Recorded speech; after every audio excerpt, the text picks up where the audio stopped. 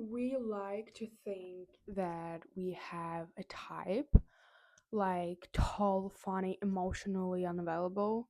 But or maybe we do have a type. Okay, I don't know. Maybe I'm thinking maybe we have a type, but a lot of like the majority of times when we think, oh, he's my type, he's not your type. It's just because why I'm talking like that. I don't know. I don't know what was that. Um, like it's your trauma. It's like not probably your actual type. What if a type isn't a preference? Sometimes, what if it's actually like your programming? Because if your ex and the one before that and the one before that and the one before that all show somehow morphed into exact same relationship or into exact same person, that's not bad luck. That's that is a pattern. And today I want to talk about why we keep dating um, the same person in different bodies and how to actually break the loop. There is a concept in psychology called imago, I think, imago theory. It's basically, oh my god, I forgot my mic. Um, it basically suggests that you don't fall in love with a person, you fall in love with a familiar problem. The imago, if I pronounce it right, I don't know. Correct me, please. Or don't correct me. Is a mental image, um, a composite sketch of the people who raised you, their warmth, but also their distance, their love, but also their criticism, and so on. When you walk into a room full of strangers, you unconsciously, like your mind unconsciously, um, isn't scanning for um who's healthy or who is kind. It is scanning for who feels like home. Um, and for many of us, home wasn't just safety. Home was also having to earn attention or having to like um, calm someone down, maybe, or working on eggshells all the time. So when you meet someone secure, maybe available and steady, they don't feel like the one. They feel like boring, they feel flat.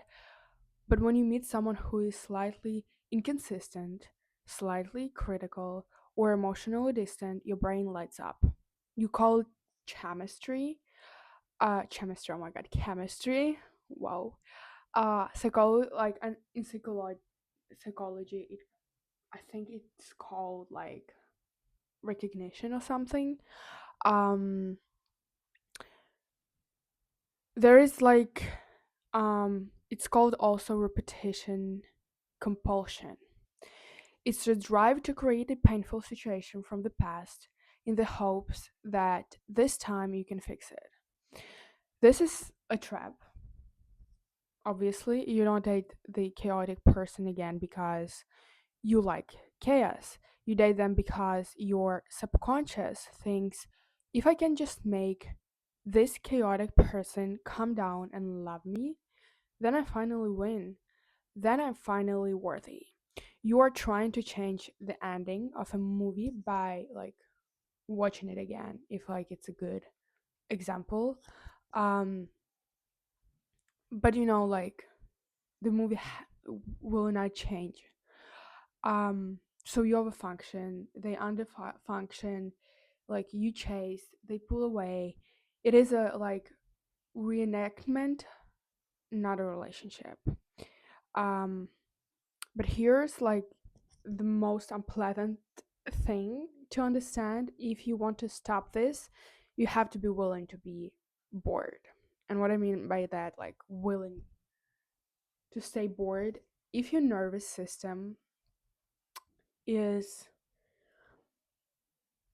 calibrated to high drama cycles, the highs of they texted back, and the loss of our breaking up, then peace is going to feel uncomfortable. It will feel like withdrawal. We'll live in a dopamine addiction world. Not addiction, dopamine addicted world. We want intensity. We want the spark. We want things to happen as quick as possible. But often the spark is just your anxiety recognizing a familiar threat. Real stoic love is often the opposite. Um,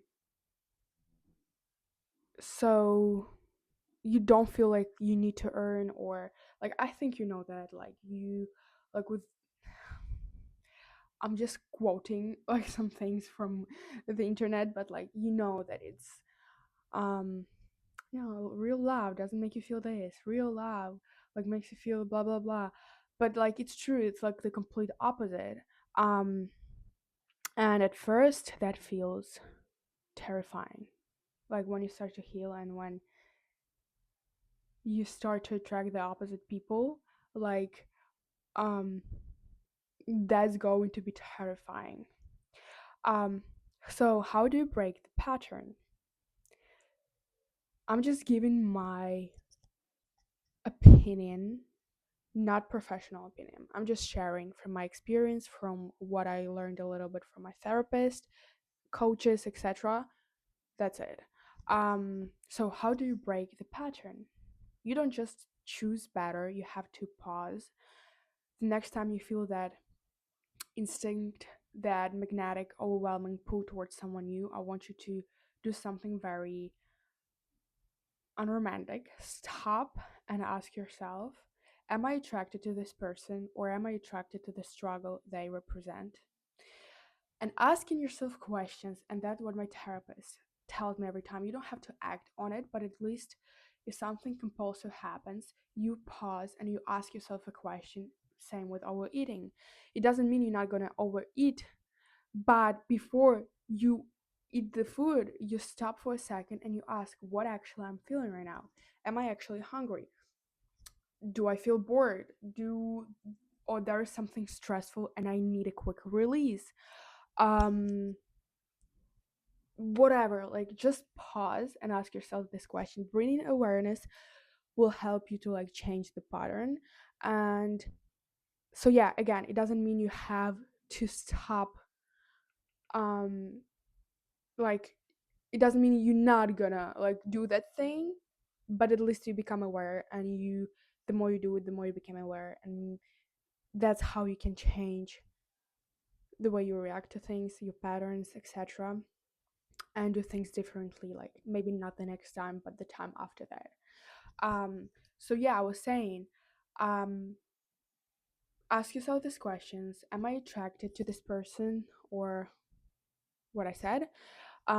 If the attraction feels like anxiety, if it feels like you need to prove something, step back. If you can, again, like I said, it doesn't mean you're gonna do it, but at least ask yourself, and if you can, step back. The freedom isn't just being like,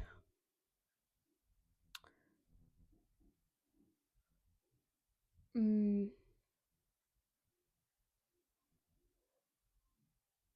oh my god, how do I phrase this? Okay, I wanted to say that the freedom is being able to go back to your old wounds. No, what? Wait. I'm gonna rephrase it. Um, is being unable to be seducted, if I can say that, by your old patterns or wounds or whatever. It sounds more. It sounds worse than it was just like a couple of seconds ago. Um, yeah. So, like, the real freedom that awareness brings is that with time you may be going to be less or not at all s- seduced by your old ways of like doing things because of your patterns or whatever. And